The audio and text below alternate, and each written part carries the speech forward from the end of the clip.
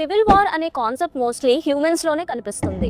Animals కూడా fight చేస్తాయి, but immediate reasons కోసం, like territory, food and dominance. War లాంటి లాంగ్ టర్మ్ కాన్ఫ్లిక్ట్ ఉండదు. అయితే ఉగాండాలోని కిబాలి ఫారెస్ట్ లో చింపాంజీస్ సివిల్ వార్ లాంటి హ్యూమన్ ప్యాటర్న్స్ చూపిస్తున్నాయి. ఈ ఫారెస్ట్ లో మెయిన్లీ 200 చింపాంజీస్ ఒకే కమ్యూనిటీగా కలిసి ఉండేవి, కలిసి తినేవి, కలిసి హంట్ చేసేవి. ఇవి ఇంత స్ట్రాంగ్ కమ్యూనిటీ అవ్వడం వలన నైబరింగ్ చింపాంజీ గ్రూప్స్ కూడా వీటిని అవాయిడ్ చేసేవి. But then something changed. వీళ్ళు స్లోగా western group and central group అనే 2 రైవల్ గ్రూప్స్ లా డివైడ్ అయ్యారు. ఇనిషియల్ గా ఇది నార్మల్ టెన్షన్ లానే కనిపించింది.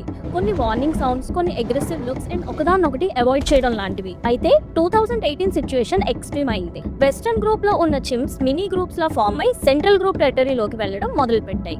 ఆ టెరిటరీలో ఒంటరిగా కనిపించిన మేల్ చిమ్స్ అండ్ బేబీ చిమ్స్ ని రౌండ్ అప్ చేసి దాన్ని డ్రాగ్ చేసుకుంటూ తీసుకెళ్లి కొట్టి చంపేస్తున్నాయి. ఈ కాన్ఫ్లిక్ట్ లో సో ఫార్ 28 చింపాంజీస్ చనిపోయాయి. అయితే ఇప్పటికీ సైంటిస్ట్ కి అర్థం కాని విషయం, ఇవి స్ట్రేంజర్స్ కాదు, 2 డిఫరెంట్ ట్రైబ్స్ కాదు, ఎన్నో ఇయర్స్ పాటు కలిసి సర్వైవ్ అయ్యాయి. ఈ వార్ అసలు ఎందుకు స్టార్ట్ అయిందో ఇప్పటికీ ఎగ్జాక్ట్ గా చెప్పలేకపోతున్నారు. కానీ ఎలా ఎండ్ అవుతుందో అనే దానికి 2 పాసిబిలిటీస్ అనుకుంటున్నారు. ఒక పాసిబిలిటీ, వీకర్ గ్రూప్ అయిన సెంట్రల్ గ్రూప్ తమ టెరిటరీని బెటర్ గా డిఫెండ్ చేసుకోవడం నేర్చుకుంటే అటాక్స్ తగ్గిపోవచ్చు.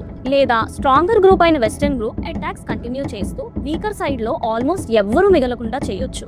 ఇంకో పాసిబిలిటీ కూడా ఉంది, ఏదో ఒక రోజు ఇవి మళ్ళీ రీయునైట్ కావచ్చు. అయితే హ్యూమన్స్ లానే చింపాంజీస్ విషయంలో కూడా అది ఆల్మోస్ట్ ఇంపాసిబుల్ అని చెప్తున్నారు.